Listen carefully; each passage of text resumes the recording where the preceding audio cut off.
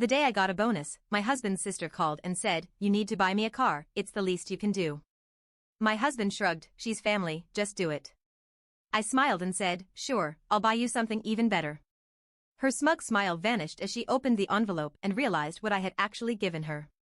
I have a demanding job in finance. I deal with numbers, risks, and stressful deadlines. My work pays well, but it's not easy. I've had nights where I barely got any sleep, weekends where I had to cancel plans, and vacations that got cut short because of work emergencies. But all of it finally paid off when I got a huge $30,000 performance bonus. I was proud of myself. My husband, Nathan 38 male, was happy for me too. We had some plans for the money, most of it would go into savings, maybe a little toward a much-needed vacation. And then, Amanda 32 female happened. Amanda is Nathan's younger sister and, to put it bluntly, a financial disaster. She's never worked a real job in her life. She jumps from one failed business idea to another. Last year, it was selling overpriced essential oils. Before that, it was an attempt to become a life coach, with zero life experience. She's always broke but somehow manages to get her nails done, keep up with the latest phone, and show off expensive handbags.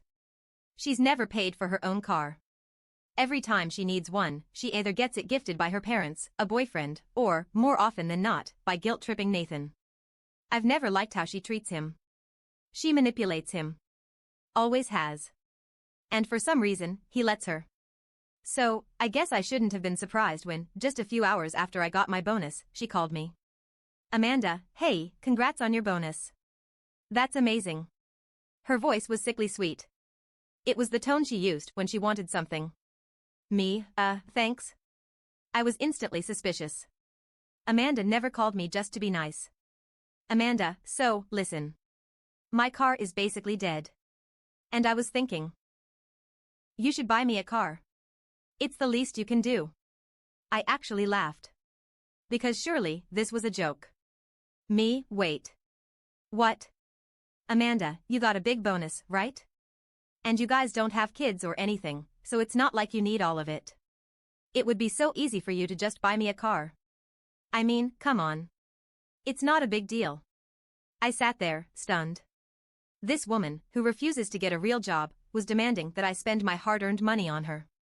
Me, Amanda, that's no. Just no. And then, Nathan, who had been half listening from the couch, looked up and said something that nearly made my head explode. "Nathan, she's family, babe. Just do it. Just do it." Like it was nothing. Like it was just a favor. Like I should just hand over thousands of dollars to a grown woman who refuses to work because it's inconvenient. I turned and stared at him. He shrugged. I don't know if he thought it was easier to say yes than to argue. Or if he really, truly believed Amanda deserved it. Either way, it pissed me off. But I didn't argue. I didn't yell. I didn't even let my voice change. I just smiled. Me, you know what, Amanda? You're right. I should get you something. And I will. I'll buy you something even better. There was a long pause. Then she gasped. Excited. She actually thought I was serious. "Amanda, OMG, really? You're the best." Nathan didn't react. Just went back to scrolling on his phone like he had washed his hands of the conversation. But I had already made up my mind. The next day, I drove to Amanda's place. She ran out the front door grinning. I could already see it. She thought I was about to hand her car keys. She thought she had one. I reached into my purse and pulled out an envelope. Her smile faltered just a little. "Amanda, what's this?" Me, open it. She tore it open like a kid on Christmas morning. Then, silence. Her entire expression dropped. "Amanda, what the hell is this?" Me, oh, that's a fully paid for financial literacy course. You know, so you can actually learn how to manage your money and save up for your own car. I swear, you could hear the moment her brain short-circuited. "Amanda, are you serious?" She was furious. Her face turned red. Her hands clenched into fists. She was breathing heavily, like she was about to physically attack me. Then, suddenly, she screamed. Like a full-volume, glass-shattering shriek. She threw the envelope at me like it was on fire. Amanda, you are such a selfish, evil BTCH. Asterisk and then? She slammed the door. I stood there, calm as ever, and then turned back to my car. When I got home, Nathan was waiting for me. He looked annoyed. Nathan, babe, was that really necessary? I laughed in his face. Me, are you serious? You told me to buy her something, didn't you? I just made a better investment. And then, because I wasn't done yet, I hit him with, or did you mean I should just hand over thousands of dollars to someone who refuses to work? His mouth snapped shut. But that wasn't the end of it. Oh no. Amanda wasn't done yet. And she was about to make everything worse. I thought that was the end of it. I thought Amanda would just scream into the void and move on. I was so wrong. Because Amanda? She doesn't take no well. The next morning, I woke up to 20 missed calls. From Amanda. From Nathan. From my mother-in-law. From a number I didn't even recognize. And my text notifications? A war zone. I scrolled through them, still half asleep. Amanda, you humiliated me. Amanda, do you think you're better than me? Amanda, I told Mom what you did. She's furious. Nathan, call me. We need to talk. Unknown number, you're disgusting. I hope you lose everything. That last one? Yeah. Turns out Amanda posted on Facebook. She twisted the entire story to make herself the victim. So, I just learned that money makes people heartless. My own sister-in-law, who just got a huge bonus, refused to help me when I needed her the most. My car is dying, and I asked for help. Not for luxury. Not for anything fancy. Just for transportation so I could work and be independent. But instead of helping, she gave me a king class. A class. Like I'm some idiot who doesn't know how to handle money. I have never felt so belittled in my life. I hope karma gets her. Asterisk the comments? A dumpster fire. OMG, what a selfish witch. Money changes people. You deserve better, girl. Some women don't want their husband's family around. Classic manipulation. She's trying to make you feel small. Don't let her. I wanted to throw my phone. I shouldn't have been surprised, but the level of entitlement was breathtaking. I turned to Nathan, who was still in bed, scrolling his own phone. Me, did you see what your sister posted? He sighed. A deep, tired sigh. Nathan, yeah. She's being dramatic. I'll talk to her. That should have made me feel better. But I knew how these talks went. Nathan never really confronted her. He would try to calm her down. Maybe he'd ask her to take the post down. But he wouldn't actually tell her she was wrong. And guess what? Amanda doubled down. Around noon, my phone rang again. It was my mother-in-law, Deborah. Now, Deborah is not as bad as Amanda, but she's spent years enabling her daughter's behavior. So I answered. Because I already knew what this was about. Deborah, sweetheart, we need to talk about what happened. Sweetheart. That fake, syrupy tone she used when she was about to guilt-trip me. Me, go ahead. Deborah, I just think, maybe you should apologize. You know how sensitive Amanda is. She felt humiliated. She felt humiliated?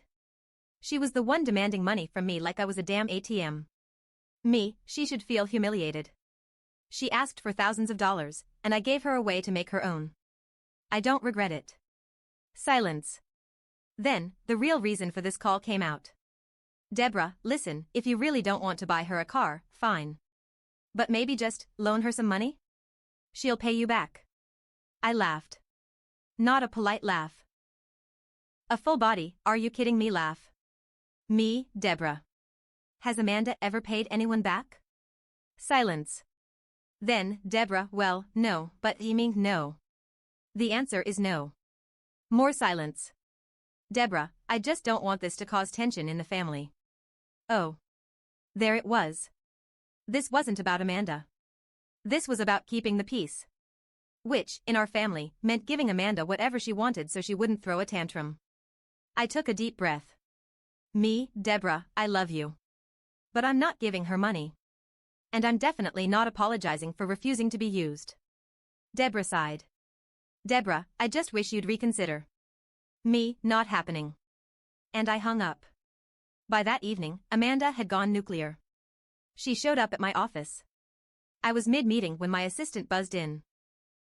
Your sister-in-law is here. She says it's an emergency. I stepped outside, and there she was. Red-faced. Shaking. Holding up her phone like it was evidence. Amanda, what the hell is this? I blinked. Me, what? She shoved her phone in my face. It was my own Facebook post. I had written something earlier in the day, after seeing her post. My post, it's funny how some people think family means you owe me money. I worked my ass off for my success. I don't owe anyone a damn thing. If that makes me selfish, so be it. The comments were full of people agreeing with me. And Amanda? She was seething. Amanda, how dare you make me look bad online? I laughed. Me, oh, I'm sorry. You mean like how you lied about me on Facebook first? She opened her mouth, then closed it. Because she knew I was right. But Amanda doesn't admit when she's wrong. Instead, she crossed her arms and smirked. Amanda, you just made a big mistake. And then she stormed out.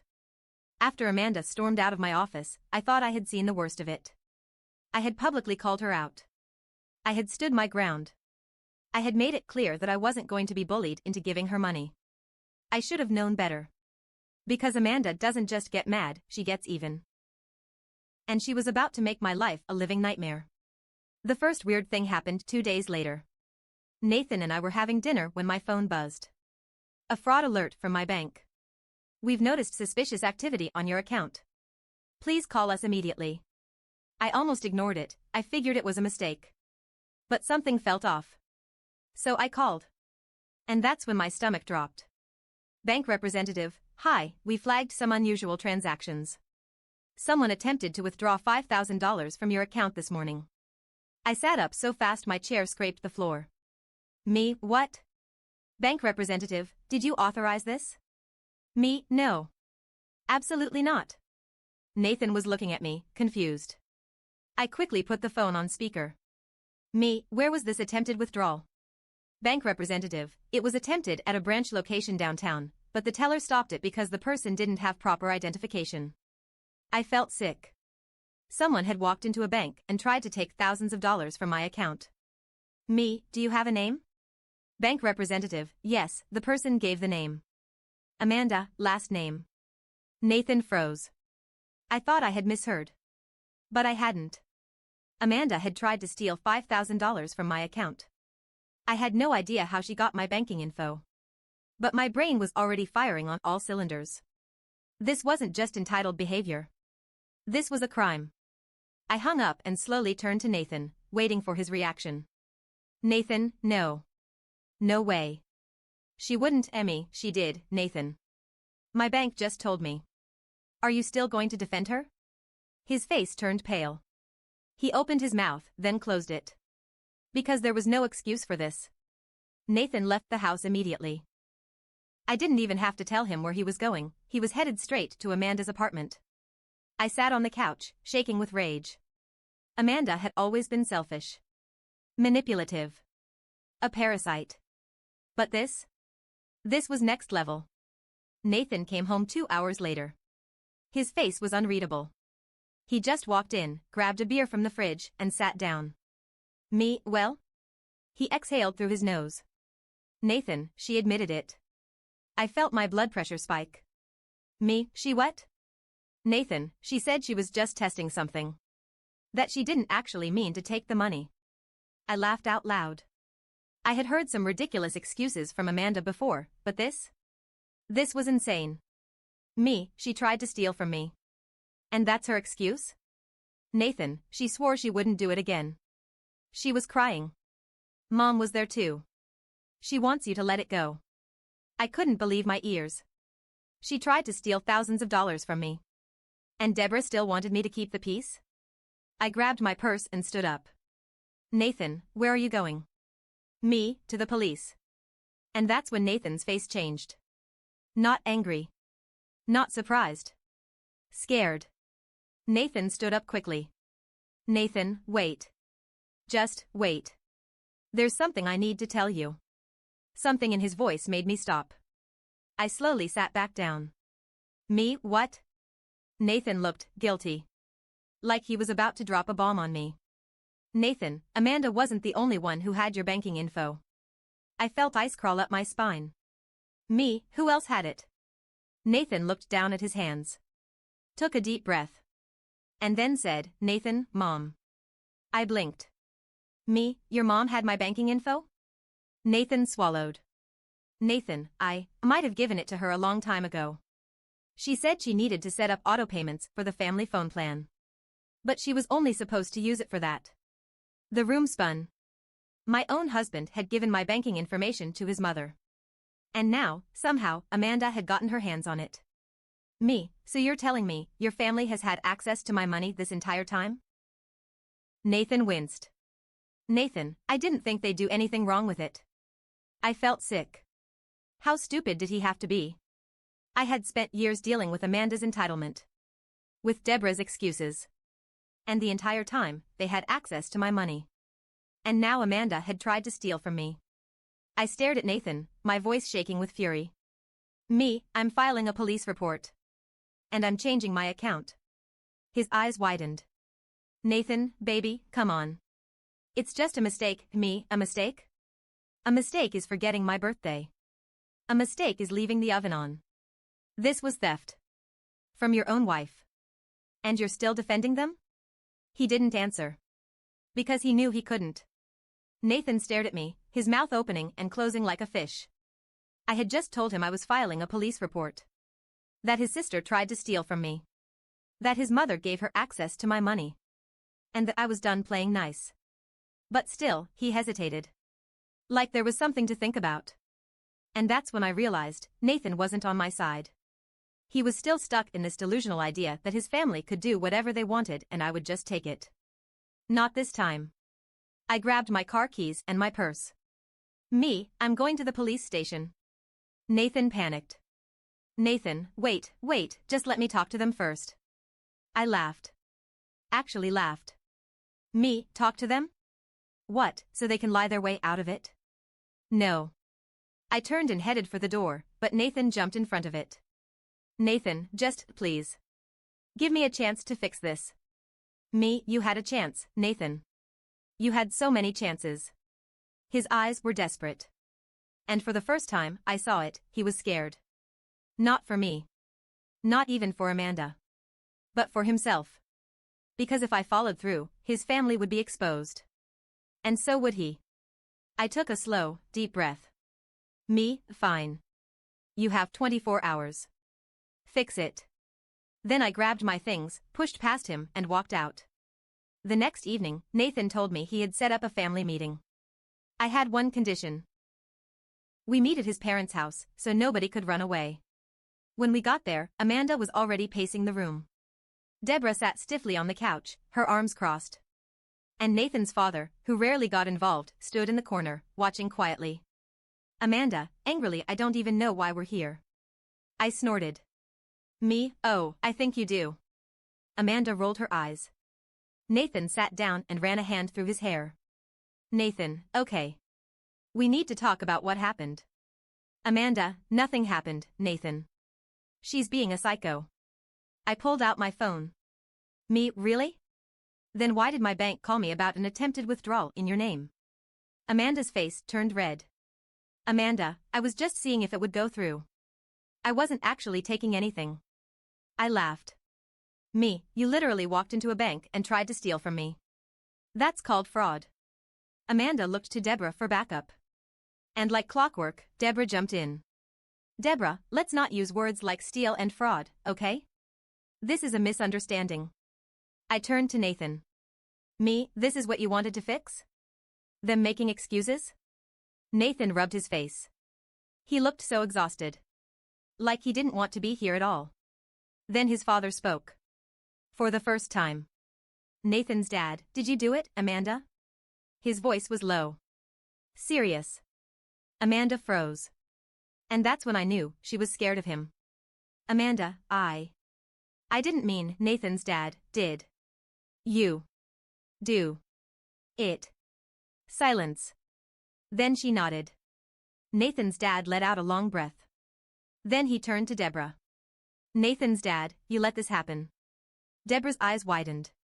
Deborah, don't you dare blame me for this. Nathan's dad, you gave her access to their bank info. And you let this girl go around thinking she was entitled to their money.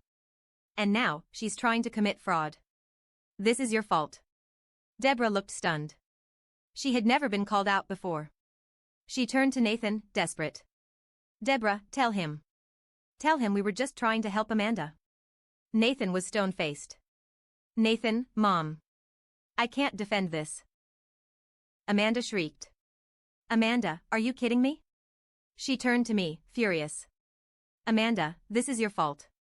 You made this a big deal. You turned Nathan against me. You ruined everything. And then? She lunged at me. I barely had time to react before Nathan's dad grabbed her. Nathan's dad, enough. Amanda screamed like a child being scolded. And that's when I saw it. She wasn't sorry. She was just angry she got caught. I pressed charges. Nathan didn't stop me. Amanda got a slap on the wrist, community service, a fine, and mandatory financial counseling. But the real punishment? Deborah cut her off. Nathan's dad was done. He told Deborah, either you stop enabling Amanda, or I leave. And suddenly, Deborah wasn't so supportive anymore. Amanda moved out. She had to get a job for the first time in her life. She hated me for it. But I was free. He tried. For weeks, he tried to fix things. But the truth is, I couldn't forgive him. He had betrayed my trust. Not just by giving my banking info to his mom, but by taking their side over and over again. One night, after another pointless fight, I finally said it. Me, Nathan. I don't love you anymore. He looked devastated. But he knew. I had spent too many years fighting for a place in his life.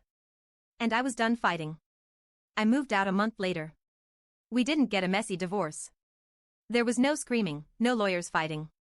Just quiet paperwork. Nathan texted me one last time after the divorce was finalized. I'm sorry. For everything. I stared at the screen. Then I put my phone down. And never answered. Some people think family means obligation. That you should put up with anything just because you share DNA. But I learned something important. Family doesn't mean forever. Respect does. And if someone doesn't respect you, you don't owe them anything. Not your time. Not your money. Not even your forgiveness. And walking away was the best thing I ever did.